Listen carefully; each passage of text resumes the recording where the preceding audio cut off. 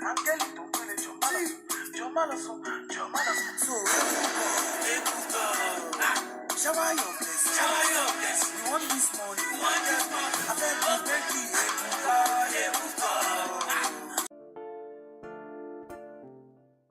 que nous fréquentons le plus. Il y a un peu de bruit autour de moi, et donc comprenez que, comme je l'ai dit, nous sommes en plein air et nous sommes à l'université. Bonjour. Alors, j'ai fait un accident le 15 février.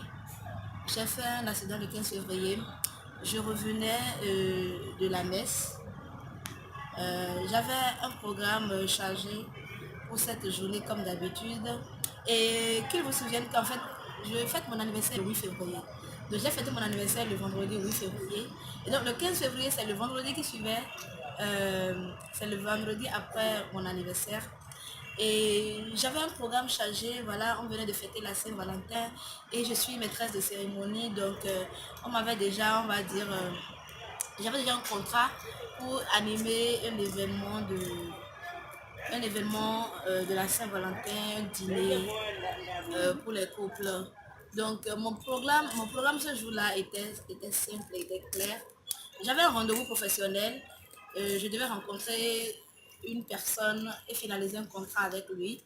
Après ça, je suis allée visiter la salle où doit se tenir l'événement parce que rappelle-toi que je l'ai dit qu'en tant que maîtresse de cérémonie, la première chose que vous devez faire, c'est de vous approprier les lieux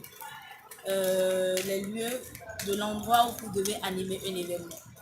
Donc, je suis allée dans la salle des fêtes où va se tenir l'événement que je devais animer ce vendredi soir-là, voir les dispositions, rencontrer le DJ. En fait, prendre des dispositions pour que tout puisse bien se passer le soir-là. Et après cette réunion, je suis allée à la messe.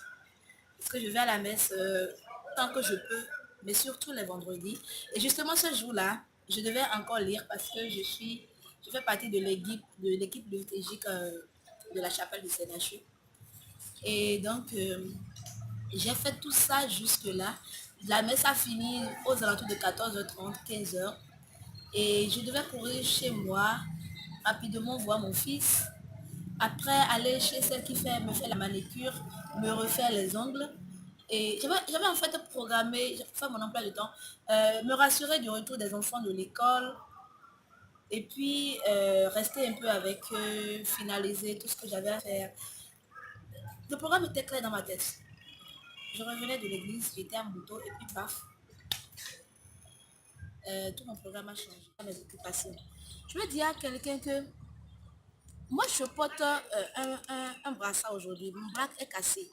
Toi peut-être c'est un problème, une situation que tu as, quelque chose qui ne te plaît pas dans ta vie. Tu as peut-être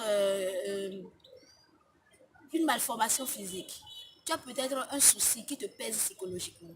Je veux te dire que tu n'as pas le droit de t'asseoir et de croire que la vie s'arrête là.